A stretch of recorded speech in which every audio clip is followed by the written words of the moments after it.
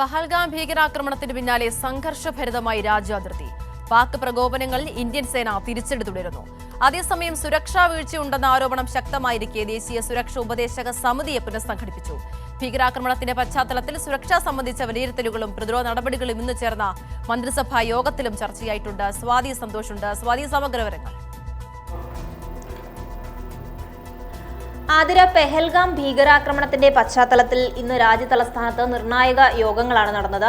പ്രധാനമന്ത്രി നരേന്ദ്രമോദി, ആഭ്യന്തരമന്ത്രി അമിത്ഷാ ഉൾപ്പെടെയുള്ളവർ പങ്കെടുത്തുകൊണ്ട് മന്ത്രിസഭാ യോഗം, കേന്ദ്ര മന്ത്രിസഭാ യോഗം, അതിനോടനുബന്ധിച്ചുകൊണ്ടുള്ള സുരക്ഷാ കാര്യങ്ങൾ വിലയിരുത്തുന്നതിന് വേണ്ടിയിട്ടുള്ള മന്ത്രിസഭാ സമിതി അടക്കമാണ് ഇന്ന് ചേർന്നത്. അതിൽ ഏറ്റവും പ്രധാനമായി ചൂണ്ടിക്കാണിച്ചത് ഇപ്പോൾ പെഹൽഗാം ഭീകരാക്രമണവുമായി ബന്ധപ്പെട്ട് എടുത്തിട്ടുള്ള നടപടികൾ, സൈനിക നടപടികൾ, സുരക്ഷാ വിന്യാസം, ഇനി ഏതെല്ലാം തരത്തിലാണ് പാകിസ്ഥാനെതിരെയുള്ള ഉപരോധങ്ങൾ ഏർപ്പെടുത്തേണ്ടത്, ശക്തമായ തിരിച്ചടികൾ ഏത് രീതിയിൽ നടത്താം എന്നുള്ളതടക്കമുള്ള വിശദമായ ചർച്ചകളാണ് ഈ യോഗത്തിലൊക്കെയും നടന്നത്. ഇതിൽ പ്രധാനമായും ചൂണ്ടിക്കാണിച്ചത് പാകിസ്ഥാന് മേൽ കൂടുതൽ സമ്മർദ്ദം ചെലുത്തുന്ന രീതിയിലുള്ള അന്താരാഷ്ട്ര ഇടപെടൽ അടക്കം ഉണ്ടാവുക, അതോടൊപ്പം നിർണായകമായിട്ടുള്ള സാമ്പത്തിക ഉപരോധം അടക്കം ഏർപ്പെടുത്തിക്കൊണ്ടുള്ള നിർണായക ചർച്ചകളാണ് ഈ യോഗത്തിന്റെ ഭാഗമായി നടന്നത്. അതോടൊപ്പം തന്നെ പാർലമെന്റ് സമ്മേളനം വേണമെന്ന, പ്രത്യേക പാർലമെന്റ് സമ്മേളനം ചേരണമെന്ന ആവശ്യം പ്രതിപക്ഷം ഉന്നയിച്ചിരുന്നു. എന്നാൽ അത് ആലോചനകൾക്ക് ശേഷം മാത്രം പറയാം എന്നൊരു തീരുമാനത്തിലേക്ക് എത്തിയതായാണ് സൂചനകൾ വരുന്നത്. അതോടൊപ്പം തന്നെ ഈ പാർലമെന്റ് സമ്മേളനം ആവശ്യപ്പെട്ടുകൊണ്ട് ഇന്ന്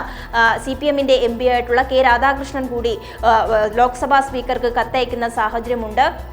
ഈ ഭീകരാക്രമണം ഉണ്ടായ പശ്ചാത്തലത്തിൽ എല്ലാവരും വലിയ പ്രകോപനങ്ങളാണ് ജനങ്ങളുടെ ഭാഗത്തു നിന്നുണ്ടാകുന്നത്. അതേസമയം ഇതിൻ്റെ എല്ലാം ഭാഗമായി ഇന്ത്യ ഈ ഭീകരവാദത്തിനെതിരെ ഒറ്റക്കെട്ടാണെന്ന് നമ്മൾ തെളിയിക്കണം. അതുകൊണ്ട് തന്നെ ഈ പാർലമെന്റ് സമ്മേളനം നടത്തണമെന്ന ആവശ്യമാണ് രാധാകൃഷ്ണൻ MP കത്തിൽ ചൂണ്ടിക്കാണിച്ചത്. അതേസമയം ഈ സുരക്ഷാ വീഴ്ചയൊക്കെയും കേന്ദ്ര സർക്കാരിനെതിരെ നിരന്തരമായി ഉയരുന്ന സാഹചര്യത്തിലാണ് നിരവധിയായിട്ടുള്ള മാറ്റങ്ങൾ ഈ ദേശീയ സുരക്ഷാ ഉപദേശക സമിതിയിലടക്കം പൊളിച്ചു നീക്കിക്കൊണ്ട്, അല്ലെങ്കിൽ ഒരു അഴിച്ചുപണി നടത്തി കൊണ്ടുള്ളൊരു നീക്കത്തിലേക്ക് കേന്ദ്ര സർക്കാർ പോയിട്ടുള്ളത്.